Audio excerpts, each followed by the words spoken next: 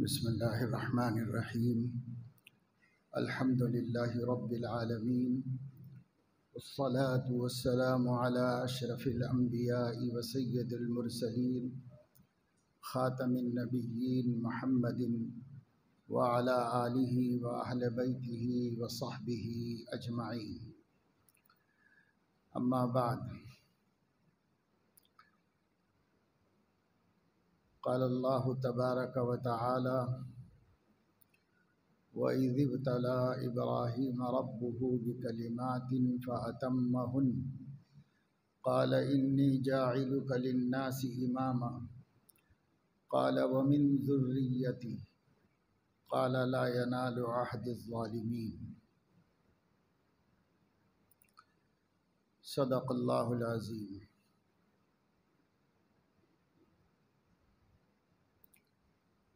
یہ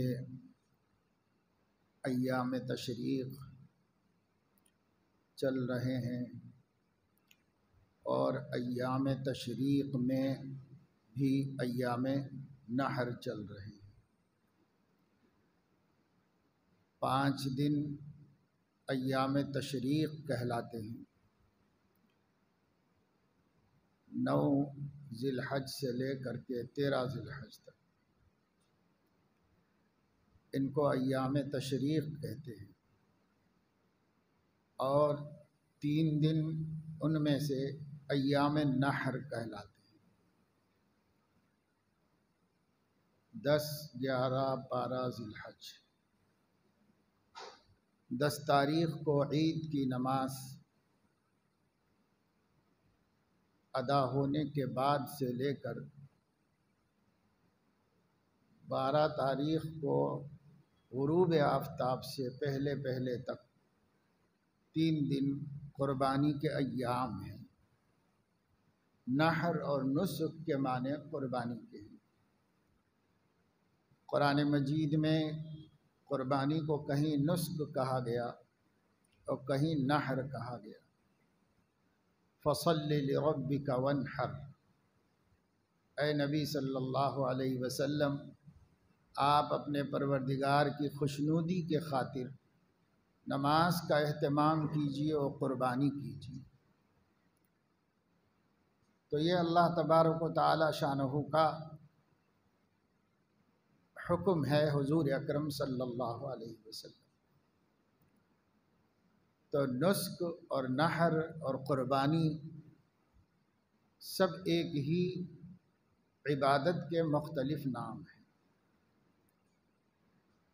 قربانی کی اصل قرب ہے، وہ عمل جس کے ذریعے اللہ کا تقرب حاصل کیا جا سکے، اللہ رب العزت کی نزدیکی حاصل کی جا سکے. اس کو قربانی کہا جاتا ہے. سب سے پہلی قربانی انسانوں میں حضرت آدم علیہ السلام کے بیٹوں نے دی. حابیل اور قابیل 2 بیٹے ان کے تھے. کسی معاملے میں ان کے درمیان میں اختلاف ہوا اور انہوں نے اللہ تعالیٰ کے حضور بطور نذر کے قربانی پیش کی. ایک کے پاس مویشی تھے، جانور تھے، بکریاں تھیں، تو اس نے اس میں سے بڑھیا اور اچھی اور عمدہ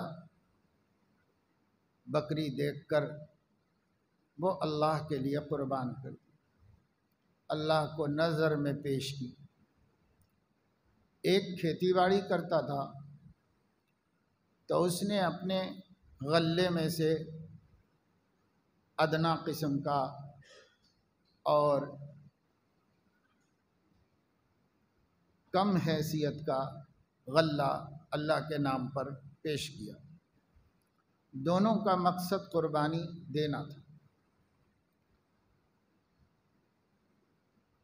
اس زمانے میں اللہ تعالیٰ نے یہ نظام بنایا تھا، اور اس زمانے سے لے کر تمام نبیوں کے دور میں یہ نظام تھا کہ جس کو اللہ تعالیٰ کی بارگاہ میں نذرانہ پیش کرنا ہوتا، وہ اپنی چیز کسی پہاڑی پر رکھ دیتا اور رات میں کسی وقت ایک غیبی آگ اس کو جلا دیتی، ختم کر دیتی۔ اگر وہ جل جاتا تو یہ علامت ہوتی تھی کہ اللہ نے اس کے نذر کو قبول کر لیا، اس نے جو نذرانہ پیش کیا وہ قبول کر لیا اور اللہ کے قرب کا وسیلہ بن گیا یہ عمل۔ اور اگر آگ نہیں جلاتی تو یہ اس نذرانے کے مردود ہونے کی علامت ہوتی تھی کہ اللہ نے قبول نہیں فرمایا۔ چونکہ ایک نے خلوص کے ساتھ بڑھیا چیز اللہ کے حضور میں پیش کی تو رات میں آگ آئی اور آگ نے اس کے دمبے کو جلا دی، قبول ہو گئی اس کی قربانی۔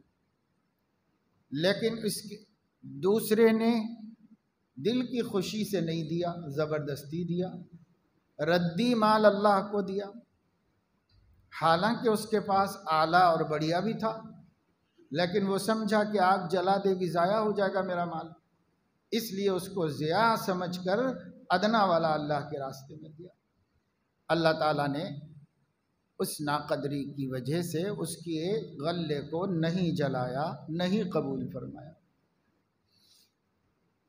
دونوں جب دیکھے کہ ایک کی قبول ہو گئی ہے ایک کی نہیں قبول ہوئی ہے تو بڑا بھائی جس کی قربانی قبول نہیں ہوئی غصے میں آ گیا، غصے میں آ کر اس سے کہنے لگا کہ لأقتلنک، میں تجھے قتل کر دوں گا۔ تو اس کے بھائی نے کہا لئن بسطت الی یدک لتقتلنی ما انا بباسط یدی الیک لاقتلک انی اخاف اللہ رب العالمین۔ اگر آپ مجھے قتل کرنے کے لیے ہاتھ آگے بڑھائیں گے، تلوار اٹھائیں گے مجھے قتل کرنے کے لیے، تو میں اپنی تلوار آپ کو قتل کرنے کے لیے نہیں اٹھاؤں گا، اس لیے کہ میں رب العالمین سے ڈرتا ہوں۔ اللہ تعالیٰ نے یہ چیز حرام کی ہے، میں کیسے کر سکتا ہوں، اس لیے میں تو نہیں قتل کروں گا۔ لیکن وہ غصے میں تھا، حسد بڑھتا جا رہا تھا اس کا۔ آخر میں جا کے قربانی کی بات آئی تو وہ بھی اسی کی قبول ہوئی، تو اور حسد پیدا ہو گیا اس کہ بھئی اللہ کے ہاں بھی یہی مقبول ہے، ہمارے والد جو نبی ہیں ان کے نزدیک بھی یہی معتبر ہے، اسی کی بات صحیح ہے۔ تو غصے میں آ کر کے قتل کر ہی دیا اسے۔ یہ دنیا کا پہلا قتل تھا انسانیت کی تاریخ میں جو ہوا، اور اس قتل کے پیچھے جو جذبہ کار فرما تھا وہ معاشقے کا جذبہ تھا۔ آج بھی انہی چیزوں میں ایک دوسرے کے قتل و غارت کے قصے ہو رہے ہیں۔ پہلا قتل دنیا کا اسی لیے ہوا کہ وہ جس سے نکاح کرنا چاہتا تھا وہ اس کے لیے حلال نہیں تھی۔ پیغمبر نے مسئلہ بتایا کہ یہ تمہارے لیے حلال نہیں، تمہارے بھائی کے لیے حلال ہے، لہذا وہ تو کر سکتا ہے پر تم نہیں کر سکتے۔ لیکن اس کو اسی سے کرنا تھا۔ اس کے حصے میں جو لڑکی آ رہی تھی وہ زیادہ خوبصورت نہیں تھی، بھائی کے حصے میں جو لڑکی جا رہی تھی وہ زیادہ خوبصورت تھی۔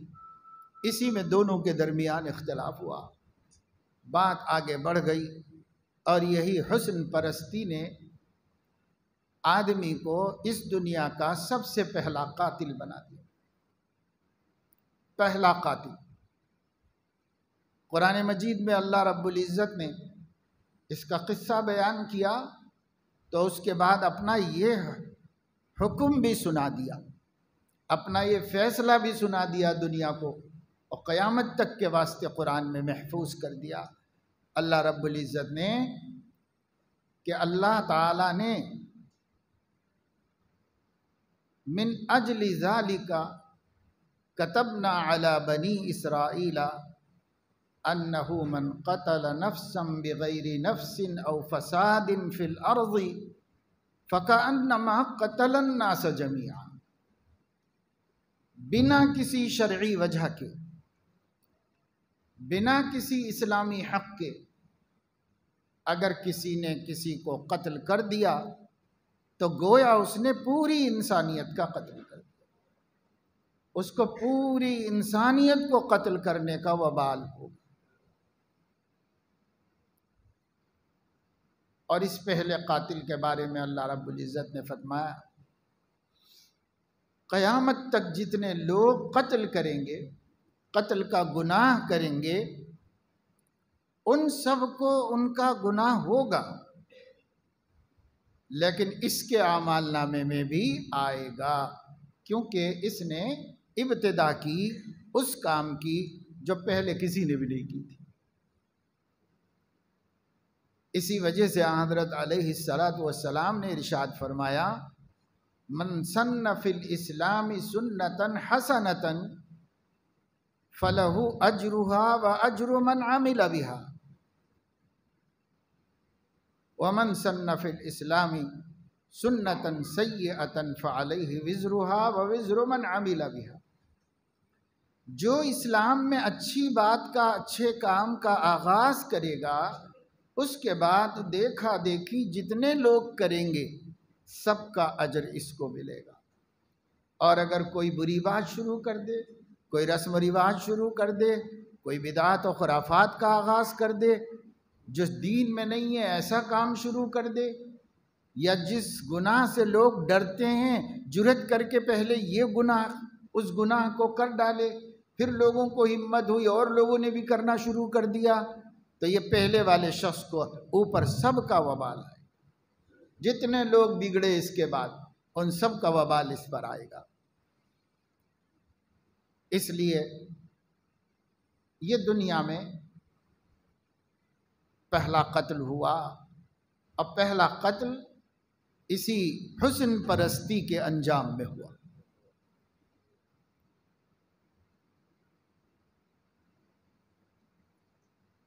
تو بات یہ عرض کی جا رہی تھی کہ پہلی قربانی ان لوگوں نے دی اللہ کے ساتھ، یہاں سے قربانی کا سلسلہ شروع ہوا۔ جس کو اللہ تعالیٰ کو خوش کرنا ہوتا وہ جہاں نماز پڑھتے، جو بھی حکم ہوتا قربانی کا بھی حکم تھا۔ اللہ نے ان کو جو دیا وہ اللہ کے لیے، اللہ کی رضا کے واسطے ایک جگہ پر رکھ دیتے تھے لے جا کر، پھر صبح دیکھ لیتے تھے اگر رات اس کو آگ نے جلا دیا، وہ راکھ بن گیا ہے، تو سمجھ جاتے کہ مقبول ہو گئی قربانی اللہ کے ہاں، اور ہم اللہ کے مقرب بندوں میں شمار ہوئے۔ اور اگر نہیں جلتی تو پھر یہ طے تھا کہ اللہ نے رد کر دیا، قبول نہیں فرمایا۔ ظاہر ہے کہ اس کے ذریعے جس کی قربانی رد ہوئی وہ سماج میں ذلیل بھی ہوتا، اور اس کی رسوائی بھی ہوتی، اور اس کی عزت ہوتی تو اس کی رسوائی ہوتی کہ دیکھو اللہ نے اس کا رد کر دیا، یہ مردود آدمی ہے، یہ اللہ کا مقبول آدمی نہیں۔ اس طرح بندہ ذلیل ہوتا۔ اللہ تعالیٰ نے حضرت محمد صلی اللہ علیہ وسلم کی اس امت پر جو خاص کرم فرمائے ہیں، ان میں یہ بھی کرم فرمایا کہ قربانیاں قبول کرنے کے نظام کو بدل دیا، تاکہ مردود ہو تو بھی پتہ نہ چلے دنیا میں، اور مقبول ہو تو امید یہی رکھی جائے کہ وہ مقبول ہے، اخلاص کے ساتھ کرے اور مقبول ہونے کی امید رکھے۔ اگر کسی کی قربانی رد ہوئی ہے اس دنیا میں تو نہیں پتہ چلے گا، اب قیامت ہی میں اس کے لیے جو سود و زیاں اور نفع نقصان کا دن ہے اسی دن فیصلہ ہو۔ یہ اللہ تبارک و تعالی شانہ نے نظام بنا دیا، اور مال غنیمت کو اسی طریقے سے قربانیوں کو خود استعمال کر لینے کی اجازت دی۔ حضرت علیہ السلام نے فرمایا میں دوسرے نبیوں کے مقابلے میں جو چند باتوں میں بطور خاص فضیلت دیا گیا ہوں، اسی کے اندر ایک یہ بھی ہے کہ غنیمتیں میرے لیے حلال کر دی گئی ہیں، میری امت کے لیے حلال کر دی گئی۔ پہلے زمانے میں جو اللہ کی خاطر جنگ جہاد ہوتا تھا، اس میں جو کچھ دشمن کا مال ملتا تھا اس مال کو بھی رکھ دینا پڑتا تھا کسی پہاڑی پر یا کسی ٹیلے پر، وہ اللہ تعالیٰ جلا دیتے تھے اس کو، تاکہ پتہ چل جائے کہ ان کا جہاد مقبول ہو گیا، اور اگر اللہ نہ جلائیں تو پتہ چل جاتا تھا کہ یہ عمل جہاد نامقبول ہو گیا، مردود ہو گیا۔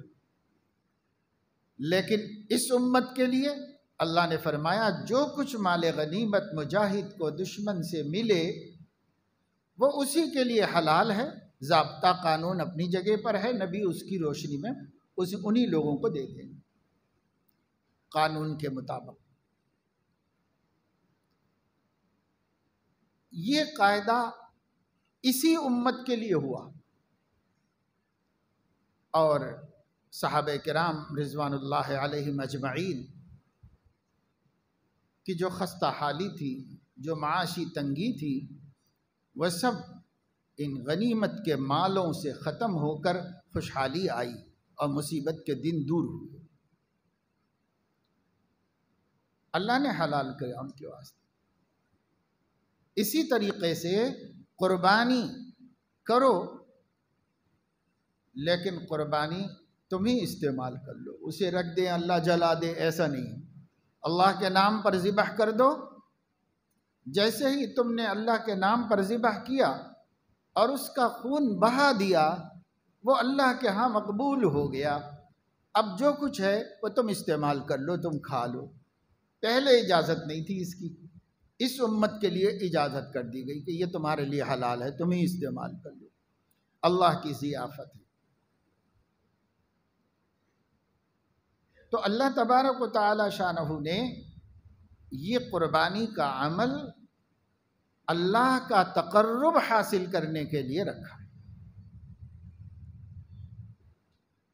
نماز سے بھی اللہ کا قرب حاصل ہوتا ہے، روزے سے بھی ہوتا ہے، زکوٰۃ سے بھی ہوتا ہے، عمرہ اور حج سے بھی ہوتا ہے، لیکن اس عمل کے لیے یہ لفظ استعمال کیا گیا عربی زبان میں اضحیٰ، اضاحی، یہ استعمال کیا گیا، اس کو اردو میں قربانی کہتے ہیں، اور قربانی بھی عربی ہی کا لفظ ہے، جیسے فرقان عربی کا لفظ ہے، قرآن عربی کا لفظ ہے، قربان بھی عربی ہی کا لفظ ہے، اور اس کے معنی ہے تقرب حاصل کرنے کا وسیلہ، اللہ کی نزدیکی ڈھونڈنے کا ذریعہ۔ حضرت علیہ السلام نے فرمایا ما عمل ابن آدم من عمل فی ایام النحر احب الی اللہ من احراق الدم۔ بنی آدم کا کوئی عمل قربانی کے 3 دنوں میں اللہ کو حلال جانور کا خون بہانے سے زیادہ پسند نہیں ہے، یہ سب سے پسندیدہ عمل ہے ان دنوں میں، باقی سال بھر سارے اعمال۔ لیکن لوگ کہتے ہیں کہ بھائی یہ قربانیوں میں پیسے خراب کرنے کے بجائے یہ کام کرو، وہ کام کرو، وہ کام کرو، عقل سے کام لو، سمجھ سے کام لو، یہ مشورے دیتے ہیں کچھ نام نہاد مسلمان۔ حقیقی مسلمان کے ذہن میں ایسی بات نہیں آتی۔ کچھ نام نہاد مسلمان ہیں جو بنیوں کی طرح خالی پیسہ جوڑنا جانتے ہیں اور حساب کتاب ڈالتے رہتے ہیں کہ اتنا پیسہ، اتنا پیسہ، اتنا پیسہ۔ اس میں کیوں اتنا پیسہ قربان کرتے ہیں؟ حضرت مولانا عمر صاحب پالن پوری رحمۃ اللہ علیہ سے کسی اسی قسم کا ذہن رکھنے والے نے سوال کیا کہ 3 دنوں میں پورے ملک میں اتنے کروڑ روپے آپ لوگ خرچ کرتے ہیں، یہ پیسہ کیوں ضائع کرتے ہیں؟ اس پیسے کو بچا کر کے غریبوں کو مکانات بنانا چاہیے، غریبوں کی شادیاں کرنا چاہیے، مسلمانوں کے کاروبار کا بندوبست کرنا چاہیے۔ ہر سال اتنے ہزار کروڑ بچاؤ گے تو مسلمانوں کا کتنا بھلا ہوگا، اور مسلمانوں کے حالات کس قدر درست ہو جائیں گے۔ تو حضرت مولانا نے اس کے جواب میں فرمایا، یہی بات آپ وہاں کیوں نہیں کہتے کہ مسلمان جتنے سگریٹ پی رہے ہیں یہ پیسہ بچا کر کوئی اچھے کام کریں، جو ہوٹلنگ کر رہے ہیں یہ پیسہ بچا کر کوئی اچھا کام کریں، جو فلمیں دیکھنے میں پیسہ خرچ ہو رہا ہے یہ بچا کر کوئی اچھے کام کریں، جو شادی بیاہ میں اللہ کو ناراض کرنے کے لیے لاکھوں نہیں کروڑوں روپے روزانہ خرچ ہو رہے ہیں یہ بچا کر اللہ کو راضی کرنے کا کوئی کام کریں۔ یہ کیا بات ہے کہ جس کو اللہ نے عبادت کہا ہے وہاں تو آپ کو پیسہ کا بچانا سمجھ میں آ رہا ہے، اور جس کو اللہ نے گناہ قرار دیا ہے وہاں بچانے کی بات کیوں نہیں کرتے؟ وہاں کیوں نہیں سوچتے کہ یہ نشے کا پیسہ بچایا جائے، یہ ڈرگس میں نوجوان مبتلا ہے ملت اسلامیہ کے یہ پیسہ بچایا جائے؟ یہ تو نفس و شیطان کا دھوکہ ہے کہ عبادت کا پیسہ بچانے کا مشورہ دے رہا ہے اور گناہوں کا پیسہ بچانے کا مشورہ نہیں دے رہا ہے، حالانکہ یہ عبادت ہے۔ اور اللہ تعالیٰ فرمانے مجھے اس عمل سے بڑھ کر کوئی عمل پسند نہیں ان دنوں میں۔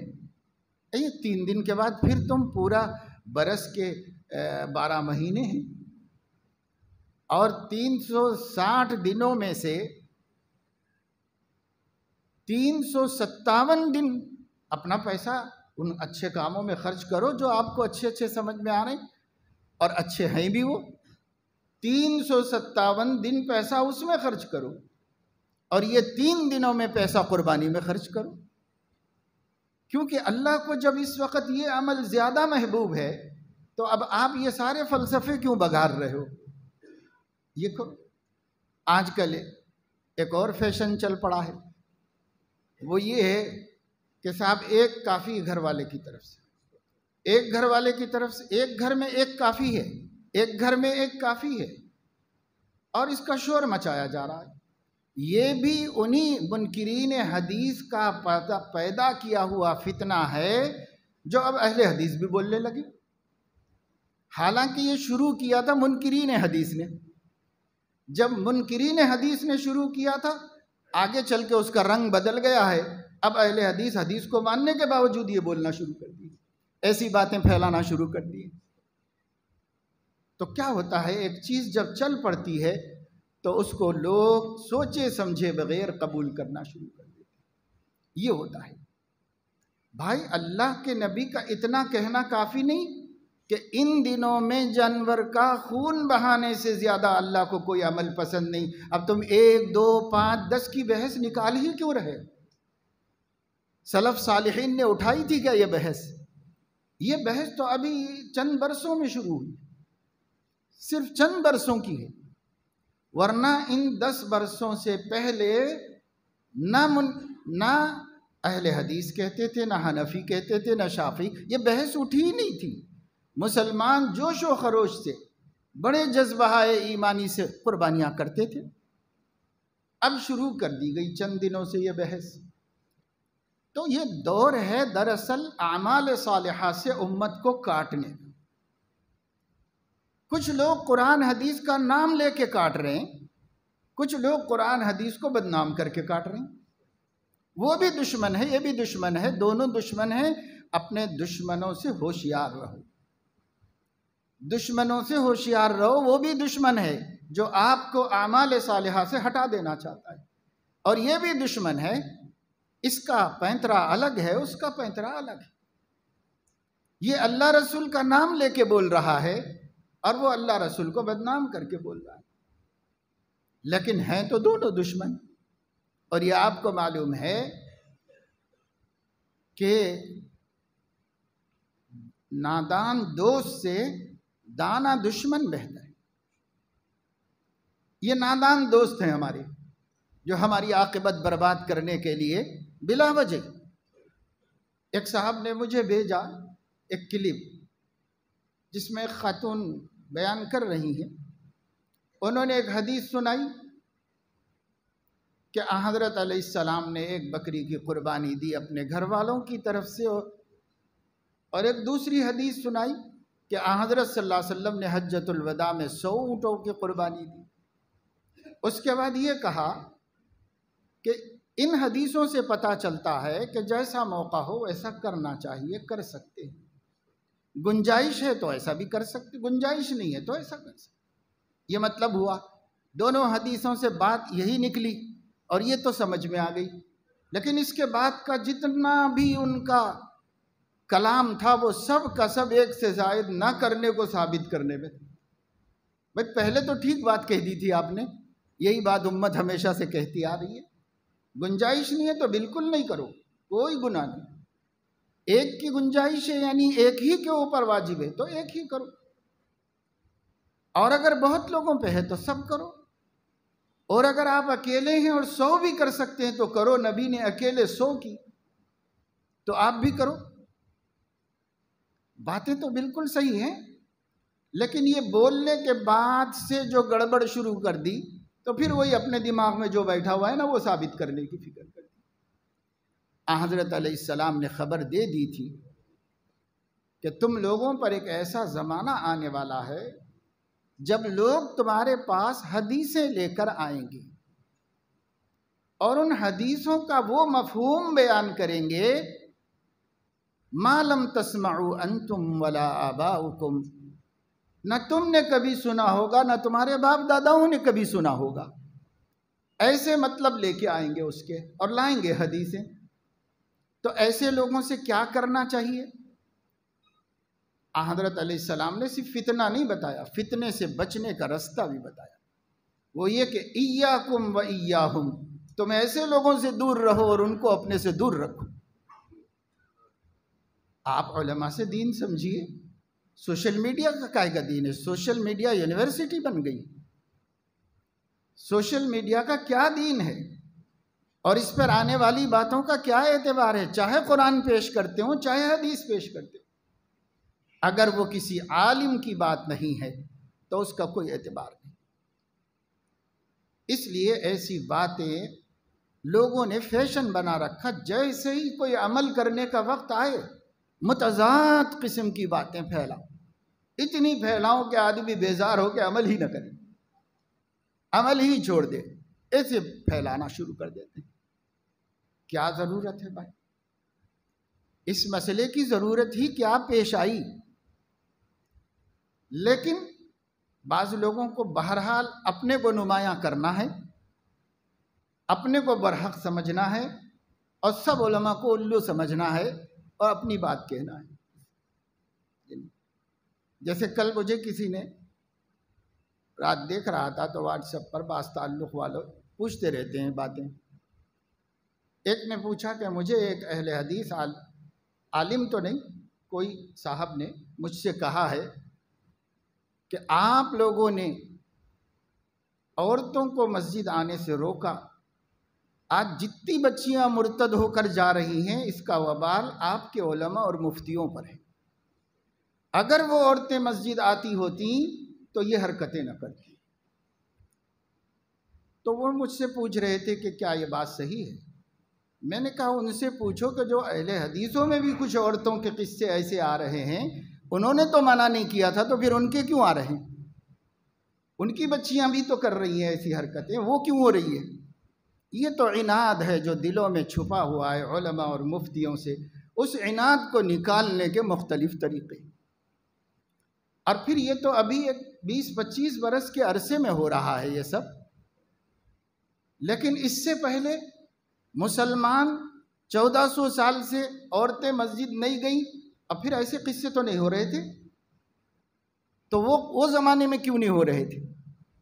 تو وجہ وہ نہیں ہے، وجہ کوئی اور ہے۔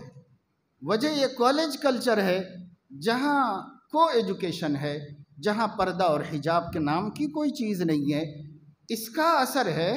آپ کو اس پر کلام کرنا چاہیے، آپ علماء مفتیوں کے اوپر مصیبت ڈال رہے ہیں، یہ سوائے دل کی دشمنی کے اور کچھ نہیں۔ قد بدت البغضاء من افواہہم وما تخفی صدورہم اکبر۔ یہ دلوں میں جو حسد ہوتی ہے، یہ حسد کی وجہ سے اچھی بات کو بدنام کرتے ہیں۔ ارے بھائی، صحابہ کے دور سے ایک کام شروع ہوا، کیا سب کے سب گمراہ تھے؟ تم اکیلے ہدایت یافتہ ہو گئے ہو؟ سب کے سب گمراہ تھے۔ خلفائے راشدین نے جس چیز کو برداشت کر لیا، صدیقہ عائشہ نے جس کی تائید کی، وہ سب بے وقوف الو لوگ تھے، ان کا ایمان کچھ بھی نہیں تھا۔ اب 14ویں 15ویں صدی میں آپ ایمان والے کھڑے ہوئے ہیں کہ یہ غلط کیا گیا تھا اور ہم صحیح کہہ رہے ہیں۔ لا حول ولا قوت الا باللہ۔ اس کی بھی خبر حضور علیہ السلام نے دے دی۔ حضرت علیہ السلام نے فرمایا، قیامت کی نشانیوں میں سے ایک نشانی یہ ہے کہ اعجاب کل ذی رأی برأیہ، ہر تھوڑا بہت علم رکھنے والا اپنی رائے پر عجب کرے گا، اپنی رائے کے اوپر غرور کرے گا، اپنی معلومات پر غرور کرے گا، ہر شد بجھ جاننے والا غرور کرے گا۔ یہ بھی خبر حضور علیہ السلام نے دی، اور وہی سب ہو رہا ہے اس دور کے اندر آ کر کے قیامت کی نشانیوں کے طور۔ جس نے 2 حدیثیں پڑھ لی، جس کو 2 باتیں معلوم ہو گئی، صحیح سے اردو بولنا بھی نہیں آتا، وہ مجتہد ہے، بڑے بڑے مجتہدوں کی گردن ناپ کر ان کی جنت جہنم طے کر رہا ہے۔ یہ اس دور کا فتنہ ہے۔ اللہ مسلمانوں کو سمجھ نصیب فرما دے، تفقہ نصیب فرما دے۔ اللہم فقہہ فی الدین، اللہ دین کی سمجھ دے۔ اپنے چچا زاد بھائی کو خوش ہو کر نبی نے آدھی رات میں جو دعا دی تہجد کے وقت، اللہم علمہ الکتاب وفقہہ فی الدین، اللہ میرے اس بچے کو، میرے اس چھوٹے سے بھائی کو آپ قرآن کا علم دیجیے اور دین کی سمجھ دیجیے۔ یہ تفقہ فی الدین کیا ہے؟ یہ دین کی سمجھ کیا ہے؟ یہ ہے تو ہدایت کا رستہ صاف ہے، اور اگر یہ تفقہ نہیں ہے تو ہدایت کے بجائے قرآن حدیث کا نام لے کر رستے سے ہٹ جانا ہے اور بہک جانا ہے۔ کوئی تھوڑا بہت بھٹکتا ہے، کوئی بالکل ہی بھٹک جاتا ہے اگر تفقہ نہیں۔ اس لیے اللہ سے دین کی سمجھ مانگنی چاہیے کہ اللہ دین کی سمجھ دیجیے، قرآن حدیث کو سمجھنا آسان فرما دیجیے۔ سلف صالحین کے تورع اور تقوی اور احتیاط اور قرآن حدیث کی عظمت پر ہمیں بھروسہ کرنے کی توفیق دیجیے۔ ہم ان پہ بھروسہ نہیں کر رہے، اپنے نفس پہ بھروسہ کیے ہوئے کہ میں غلط نہیں ہو سکتا، میں اللہ کے لیے بول رہا ہوں۔ باقی سب، امام ابو حنیفہ وہ نفس کے لیے بولتے تھے، امام شافعی وہ دنیا کو دھوکہ دے رہے تھے، فلاں بڑے بڑے علماء سب دنیا کو گمراہ کر رہے تھے۔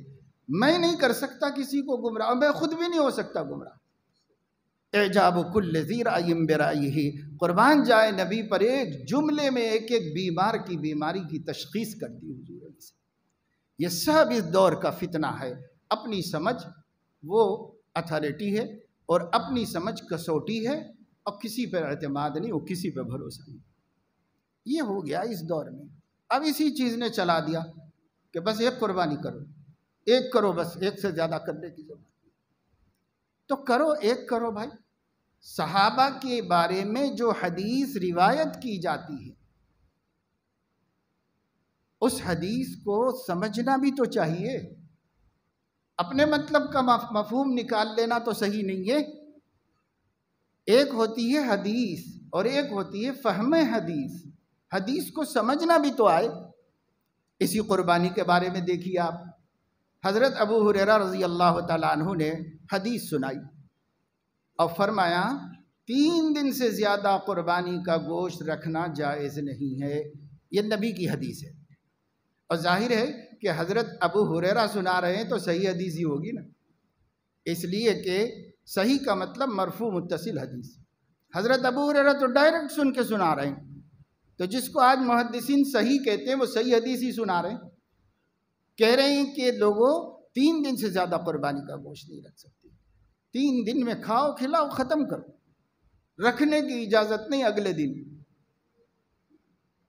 تو بعض لوگوں کو یہ شاق گزرا، انہوں نے حضرت عائشہ رضی اللہ تعالیٰ عنہ حیات تھی بہت عرصے تک، 50 برس نبی کے بعد حیات تھی، ان سے پوچھا جا کر کے کہ اماں جان، حضرت ابو ہریرہ ایسا حدیث نقل کر رہے ہیں، اور ظاہر جھوٹ تو نہیں بول سکتے، لیکن سمجھ میں نہیں آئی بات، کیا ایسا ہی حکم ہے؟ حضرت عائشہ رضی اللہ تعالیٰ عنہ نے فرمایا، کس نے کہا؟ ابو ہریرہ نے، تو بلاؤ۔ تو بلوایا گیا، پردے کے پاس آئے، کہا آپ ایسا حکم سنا رہے ہیں لوگوں کو؟ کہا ہاں اماں جان، میں کیا سنا سکتا ہوں، میری مجال کیا ہے، میں نے نبی سے اسی طرح سنا، اسی طرح محفوظ رکھا، وہی لوگوں کو پہنچا دیا۔ حضرت عائشہ نے فرمایا، جو حدیث تم سنا رہے ہو وہ غلط تو نہیں سنا رہے ہو، لیکن تمہیں ایک دوسری حدیث کا علم نہیں ہے، وہ یہ ہے کہ حضور علیہ السلام نے جس وقت مدینے میں خشک سالی تھی، لوگ غربت اور بھوک سے مر رہے تھے، اس وقت کی بقرہ عید میں یہ فرمایا تھا۔ اگلے سال حالات اچھے ہو گئے تھے تو خود آپ نے یہ ارشاد فرمایا، کھاؤ کھلاؤ اور ذخیرہ کر کے رکھو۔ تو تمہارے سامنے یہ والی حدیث نہیں ہے، تمہارے سامنے صرف وہ والی حدیث ہے۔ اس بنیاد پر تم ایسی بات بتا رہے ہو، غلط تو نہیں سنا رہے ہو نبی کی طرف سے، بات تو صحیح سنا رہے ہو، لیکن یہ بھی تو تھی، اس کو تم بھول گئے۔ اب یہ ہے کہ مسلمان غریب اور کمزور اور نادار ہوں تو پھر تو بانٹ دو بھائی، جتنا جلدی کھلا سکتے ہو لوگوں کو کھلا دو، اور لوگوں کی حالت ایسی نہیں ہو تو پھر تم رکھ بھی سکتے ہو، ذخیرہ بھی کر سکتے ہو۔ دو حدیثیں جمع کرنے سے صحیح مسئلہ سامنے آیا۔ اب یہ کہ ایک صحابی سے پوچھا گیا کہ آپ لوگ قربانی، انہوں نے کہا کہ ہم ایک گھر میں ایک قربانی کر لیتے تھے بس۔ تو یہ جو بات انہوں نے کہی تو بات تو غلط نہیں ہے، لیکن سمجھیے کہ صحابہ کے دور میں، نبی کے زمانے میں ہر شخص ایک کرنے کے قابل بھی نہیں تھا، ایک قربانی کرنے کے قابل بھی نہیں تھے، معاشی اعتبار سے اتنے تنگ دست لوگ۔ وہ جس کے ہاں بکریاں ہوئی تو انہوں نے کر لی، جن کے ہاں نہیں، کچھ نہیں۔ اور صحیح بخاری میں حدیث ہے کہ حضرت علیہ السلام نے عیدگاہ جانے سے پہلے بیت المال سے بکریاں ایک صحابی کو دیں اور فرمایا کہ یہ تقسیم کر دو تاکہ لوگ قربانی کر لیں۔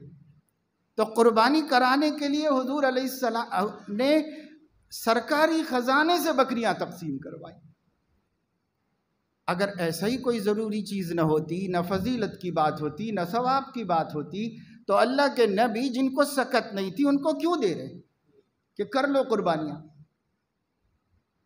یہ حضور علیہ السلام عمل کی فضیلت بتا رہے، ان دنوں میں اللہ کو یہ عمل پسند ہے، جتنا ہو سکتا ہے کریں۔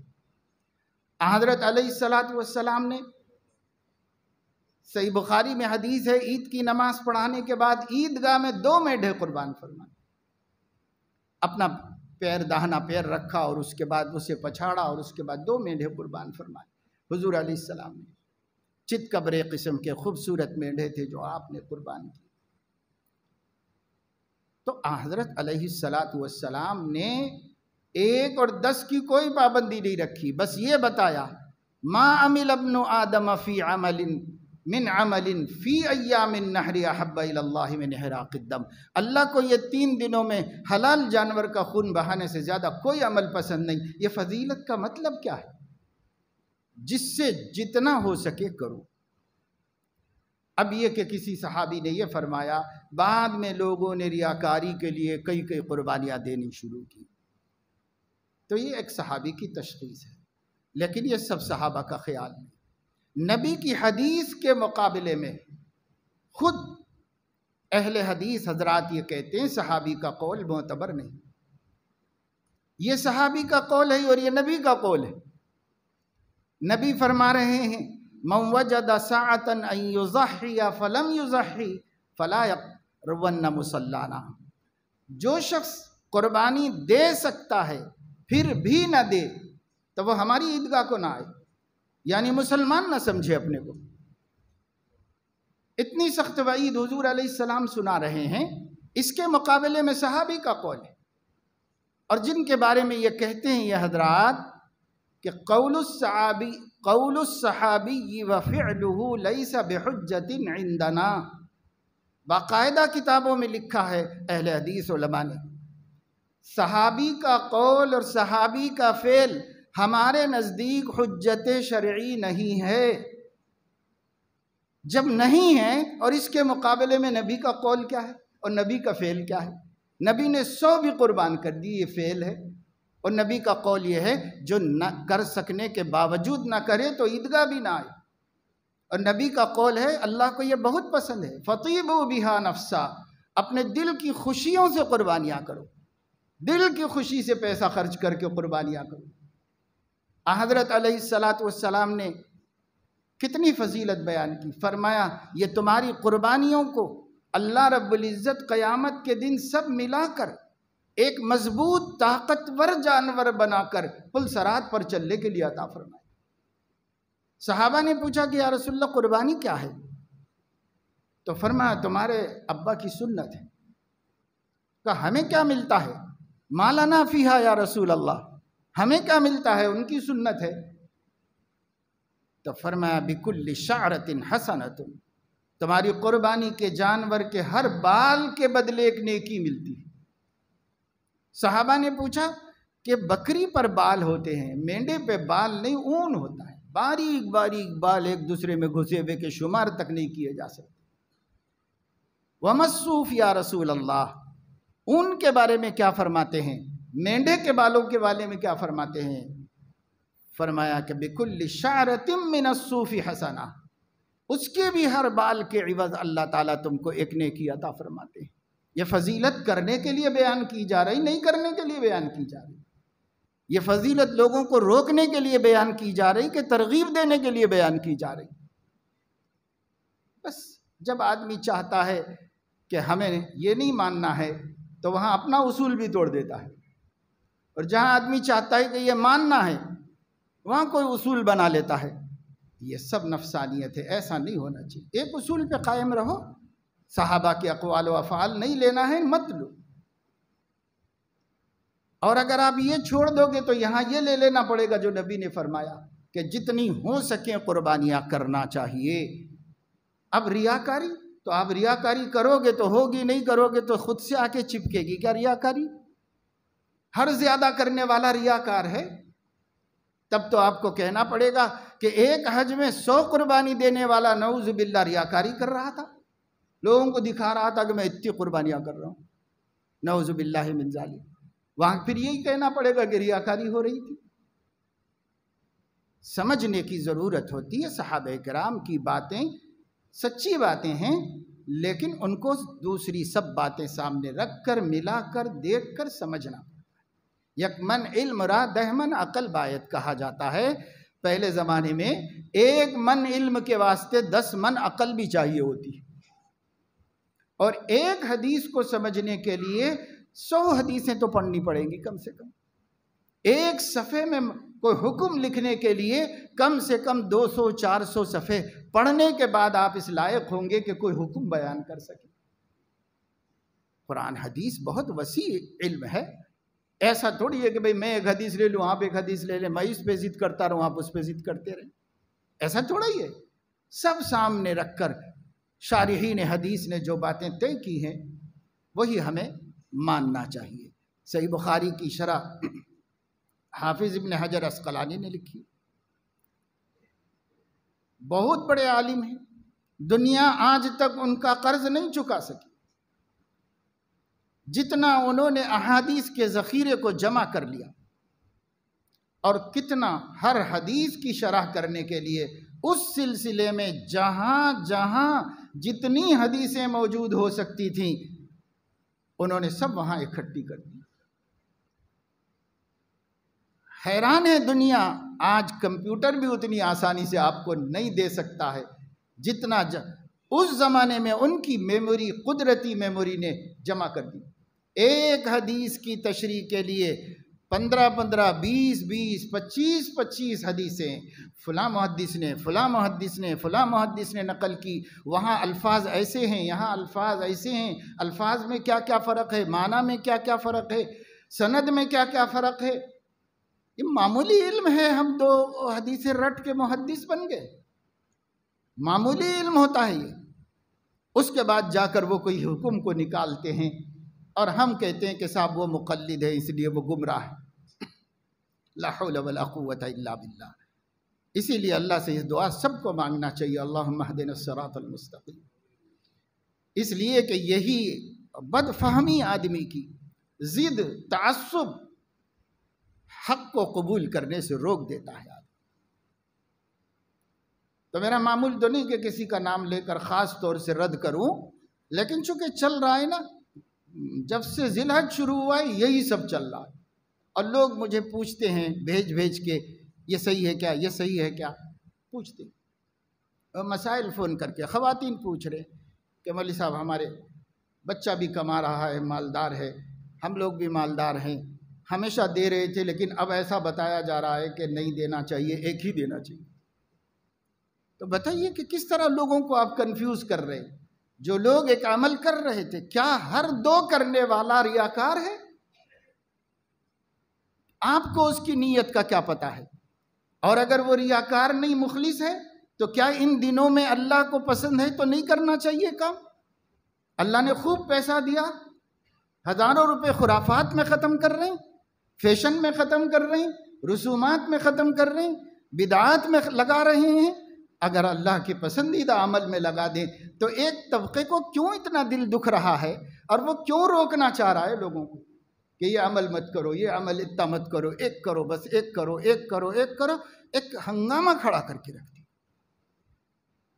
یہ نفسانیت ہے، یہ دین نہیں ہے، دین کی خدمت نہیں۔ یہ کوئی مسئلہ ہی نہیں ہے، آپ سے پوچھا کس نے؟ کرنے والوں کو کرنے دو، اللہ رسول ترغیب دے رہے ہیں، کرنے دو، بلکہ ترغیب دینا چاہیے، بھائی اللہ جتنا توفیق دے کر لو، ہاں یہ ضرور بولو کہ اخلاص سے کرو، ریاکاری مت کرو، لوگوں کو مت دکھاؤ، اللہ کو دکھاؤ، یہ تو ہر عمل میں ہے۔ اب اگر ایسا ہے کہ دو کرتے ہی ریاکار ہو جائے گا تو پھر اس کا مطلب یہ ہے کہ دوسرے عمرے کو جائے گا تو یہ ریاکاری کا عمرہ ہے، دوسری دفعہ حج کی توفیق ہو جائے تو یہ ریاکاری کا حج ہے، اگلے سال زکوٰۃ دے دے تو یہ ریاکاری کی زکوٰۃ ہے۔ کیا سمجھتے ہیں اور کیسے دین کو سمجھا جا رہا ہے اور کیسے لوگوں کو کنفیوز کیا جا رہا ہے، گمراہ کیا جا رہا ہے؟ حضرت علیہ السلام نے فرمایا تابعوا بین الحج والعمرہ فإنہما ینفیان الذنوب کما ینفی الکیر خبث الحدید والذہب والفضہ۔ حضرت علیہ السلام فرما رہے ہیں بار بار عمرہ کرو اور بار بار حج کرو، اس واسطے کہ یہ ایک ایسی بھٹی ہے جو گناہوں کو اس طرح جلا دیتی ہے جیسے لوہار کی بھٹی میں لوہے کا کھوٹ نکل جاتا ہے، سونار کی بھٹی میں سونے اور چاندی کا کھوٹ نکل جاتا ہے، ایسے ہی حج کی بھٹی میں، عمرے کی بھٹی میں تمہاری زندگی کے گناہوں کا کھوٹ نکل جاتا ہے۔ اب نبی یہ کہیں گے، اور منکرین حدیث جو اپنے کو اہل قرآن کہتے ہیں، وہ کم از کم 50 برس سے میں سن رہا ہوں، وہ ہر سال یہ پیغام لاتے ہیں کہ یہ بار بار حج کر کے پیسہ کیوں خراب کر رہے ہیں، یہ پیسہ بچا کے غریبوں کی شادیاں کرو، یہ پیسہ بچا کے مسلمانوں کو کاروبار لگا کے دو، یہ پیسہ بچا کے یہ کرو۔ یہ منکرین حدیث کہتے تھے، 50 سال سے ہم سن رہے، کوئی حدیث کو ماننے والا نہیں کہتا تھا، لیکن صاحب اب لوگوں کی دیکھا دیکھی ہر کوئی کہنا شروع کر دے، اب بڑی عقل مندی اور بڑی خیرخواہی امت کے ساتھ سمجھی جا رہی ہے۔ بھائی اتنی خیرخواہی جو آپ کے دل میں اس امت کے لیے ہے، اللہ کے نبی کے قلب میں نہیں تھی، وہ کیوں فضیلت بیان کر رہے اس کی؟ اور وہ غربت جو آج آپ کے زمانے میں ہے، اللہ کے نبی کے زمانے میں نہیں تھی ایسی غربت۔ اس وقت تو بغیر خرچے کا مسنون نکاح کرنا بھی مشکل تھا، اتنی غربت تھی۔ آج تو آپ بآسانی کر سکتے ہیں مسنون نکاح، آپ جو کر رہے ہیں وہ اپنی پیدا کی ہوئی اخراجات ہیں، اللہ نے نہیں دیے، نبی نے نہیں دیے یہ اخراجات، وہ تو آپ نے خود بنائے ہیں۔ تو اس کی حمایت اسلام کیوں کرے گا، اور اس کی حمایت اللہ کیوں کریں گے، رسول اللہ صلی اللہ علیہ وسلم کیوں کریں گے؟ وہ تو ہم نے خود بنا لیے رسومات۔ کیسے کر رہے ہیں؟ 8 لاکھ روپے تو ایک رات کا کرایہ دے رہے ہیں شادی خانے، 10 لاکھ روپے کا شادی خانہ، ایک رات صرف دعوت کرنے، ڈنر کھلانے کے واسطے 10 لاکھ روپے صرف اونر کو دے رہے، کروڑ پتیوں کو کروڑ پتی بنا رہے، وہی پیسہ بچا کے اپنی بیٹی کو زیور اضافہ کر دیتے، آڑے وقت میں کام آتی، مصیبت کے گھڑی میں کچھ کام آ جاتا، پلاٹ دلا دیتے، مکان خرید کے دے دیتے۔ کچھ تو کام آ جاتی چیز، لیکن کرایہ مکاندار کو دینے میں ایک رات کے اندر کیسے لگا دیا۔ حیدرآباد میں 10-10 لاکھ 11-11 لاکھ ایک رات کا کرایہ ہے شادی خانے۔ جاؤ تو کچھ کم کرنے تیار نہیں، بولتے ہیں پیکیج ہے اتنا دے کر دینا ہی پڑے گا، اب کر رہے ہیں۔ اور وہ تو صرف کرایہ ہوا، پھر اس ڈنر کی مینو پر کتنا پیسہ خرچ ہو رہا ہے، بے حساب پیسہ۔ ایک صاحب نے اپنی بھتیجی کو جمعگی کر کے ایک دعوت دی، جو فی نفسی ہی غلط دعوت ہے، لیکن اس دعوت دی، بھتیجی کی دعوت، اور 500 آدمیوں کو مدعو کیا۔ ایک آدمی کا کیٹرنگ والے کو 1.25 لاکھ روپے دیا، 6 کروڑ کی دعوت کی، صرف ایک رات میں 500 آدمی کو۔ میں نے کہا کہ بھائی کیا ہیرے جواہرات کھلائے گئے تھے؟ کیا ہوا 1.25 لاکھ میں ایک وقت کا کھانا ایک آدمی کا؟ تو بولے بس ہوا ہے۔ کیا ہوا ہے، کیسا ہوا ہے؟ غرور میں، فخر میں، مباحات میں، دکھاوے میں، بس اس میں پیسے کر، چند گھنٹے اسٹیج پر ٹھہرنے کے واسطے سوئٹزرلینڈ سے پھول آ رہے ہیں، انڈونیشیا سے آ رہے ہیں، بڑے بڑے ملکوں سے کوریئر کے ذریعے سے تازہ پھول منگا کر اسٹیج سجائی جا رہی، اور اس میں لاکھوں روپے نکل رہا ہے، کوئی حیثیت نہیں پیسے کی۔ دوسرے ملکوں کا میڈیا کہہ رہا ہے کہ ہندوستان میں مسلمان سطح غربت سے نیچے گر گئے ہیں، لیکن یہاں مسلمانوں کی حماقتیں دیکھو تو نہیں سمجھ میں آتا کہ صاحب اتنے غریب ہیں مسلمان ہیں، لیکن جن کے پاس ہے وہ غالب آ گئے ہیں، اور وہ اپنا اتنا شان دکھا رہے ہیں کہ دوسروں کی زندگیاں اجڑ رہی ہیں، گھر بک رہے ہیں، جائیداد سے محروم ہو رہے ہیں، سب لوگ اسی کی نقل کر رہے ہیں۔ میرے دوستو بزرگوں، اللہ کے واسطے غور کرو، سمجھو، دین کو قرآن و حدیث سے جوڑنا چاہیے، اور قرآن و حدیث کو علماء سے سمجھنا چاہیے، خود نہیں سمجھنا چاہیے۔ ہر آدمی کی فہم منشاء نبوت تک آدمی کو نہیں پہنچاتی، اس لیے کہ فوق کل ذی علم علیم، قرآن کہتا ہے ہر شخص پورا علم، ہر علم والے سے بڑا علم والا موجود ہے۔ فاسألوا اہل الذکر ان کنتم لا تعلمون، یہاں اہل الذکر سے اہل العلم ہی مراد ہے مفسرین کے نزدیک۔ ان سے پوچھو، ہر آدمی عالم نہیں ہوتا، ہر آدمی مجتہد نہیں ہوتا، ہر آدمی نزاکتوں کو سمجھ نہیں سکتا، اس وجہ سے جس کو جو سمجھ میں آئے، جو اچھا لگے اسے فارورڈ مت کرو، اسے پھیلاؤ مت، امت کو کنفیوز مت کرو۔ پہلے ہی امت بدعمل ہو گئی ہے، اور اس کو اور عمل سے دور کر کے اللہ کے قہر اور اللہ کے غضب کا حقدار اس کو مت بناؤ۔ جو لوگ قربانیاں کثرت سے کر رہے ہیں وہ کوئی گناہ نہیں کر رہے ہیں، وہ اللہ کی رضا و خوشنودی کا عمل کر رہے ہیں۔ اگر وہ ریاکار ہیں تو اللہ جانے، وہ جانے، آپ کیسے اس کے دل کا فیصلہ کریں گے کہ یہ ریاکار ہے؟ آپ کیسے کریں گے یہ فیصلہ؟ اللہ کرے گا قیامت کے دن۔ اس لیے اس کو کرنا چاہیے، شوق سے کرنا چاہیے، اپنی طرف سے کرو، مرحومین کی طرف سے کرو، دوستوں کی طرف سے کرو، زندوں کی طرف سے کرو، مردوں کی طرف سے کرو۔ قربانی اللہ کے ہاں معتبر ہے، مقبول ہے۔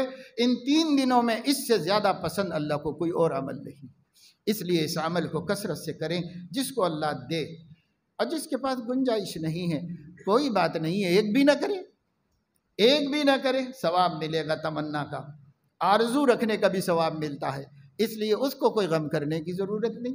جسے اللہ دیا وہ کرو، اور جس کو اللہ تعالیٰ دے اور وہ صرف فرض ادا کرنا چاہتا ہے، ٹھیک ہے فرض ادا کر لو، لیکن جس پر فرض ہے سب کو کرنے دو۔ جس پر آج کل کمبائنڈ فیملی ہے، ایک گھر میں سب اچھے کمانے والے سب جمع ہیں، اب آپ ایک گھر بول رہے ہیں تو اس گھر میں دیکھا جائے تو 5 گھر ہیں اور سب کمانے والے ہیں، لیکن آپ کی غلط فہمی کی وجہ سے اس گھر میں ایک کافی سمجھ رہے ہیں، تو کیوں کنفیوز کر رہے ہو مسلمانوں کو، کیوں پریشان کر رہے ہو؟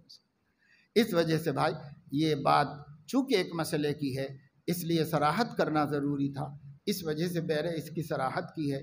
اللہ تعالیٰ ہمیں دین کی صحیح سمجھ نصیب فرمائے، اخلاص و للہیت عطا فرمائے، علم کے بارے میں دیانت سے کام لینے کی توفیق عطا فرمائے۔ خیانت سے بچنے کی توفیق عطا فرمائے۔ آمین و آخر دعوانا الحمدللہ۔